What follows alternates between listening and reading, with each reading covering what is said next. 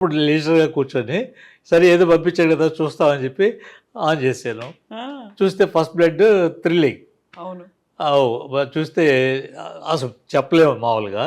నాకు అంతా ఫీల్ అయిపోయాను, అంత బాగా నచ్చింది.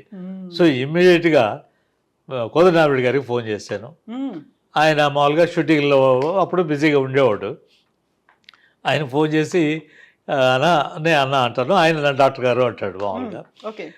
అన్నా ఇట్లా నేను క్యాసెట్ చూశాను, చాలా బాగా నచ్చింది, అది తీసి బాగుంటుంది అన్న. అవునా, సరే నేను వస్తాను ఆఫీస్కి అని చెప్పి నెక్స్ట్ డే ఈవినింగ్ మామూలుగా వచ్చాడు. నెక్స్ట్ డే క్యాసెట్ చూసి బాగుంది అన్నాడు.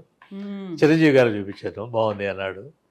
అప్పుడు దాన్ని ఇక మనం నేటివైజ్ చేయాలి. ఈ స్టార్టింగ్ మామూలుగా first 15 minutes as it is English ఫిల్మ్లో ఏముందో అదే ఇక్కడ తెలుగులో ఉంటుంది. అక్కడ సిల్వర్ స్టాలోన్ ఉంటాడు, ఇక్కడ చిరంజీవి గారు ఉంటారు, అంతే.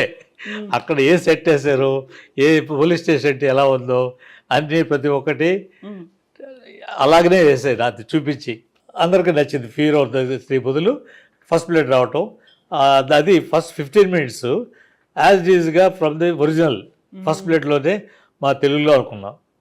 ఎందుకనంటే యాక్షన్, ఫుల్ ఆఫ్ యాక్షన్. స్టార్టింగే ఒక సోల్జర్, ఆ సోల్జర్ ఇంగ్లీష్ మూవీలో ఆ సోల్జర్ వస్తామంటే ఓ మేయర్ కలవటం, అక్కడి నుంచి వార్ సినిమా అది. దాంట్లో అంత మూమెంట్సే ప్రతి ఒక్కరి చాలా మాసివ్గా ఉంటాయి. మాస్ ఎలిమెంట్, టోటల్గా మాస్ క్యారెక్టర్. సో చిరంజీవి కరెక్ట్గా సూట్ అవుతాడు. ఆ సినిమాలో ఇలా ఎండ్లో అరెస్ట్ అవుతాడు, అరెస్ట్ అయ్యి జైలుకి పోతాడు. సో ఖైదీ అనేది నాకు స్ట్రైక్ అయ్యింది.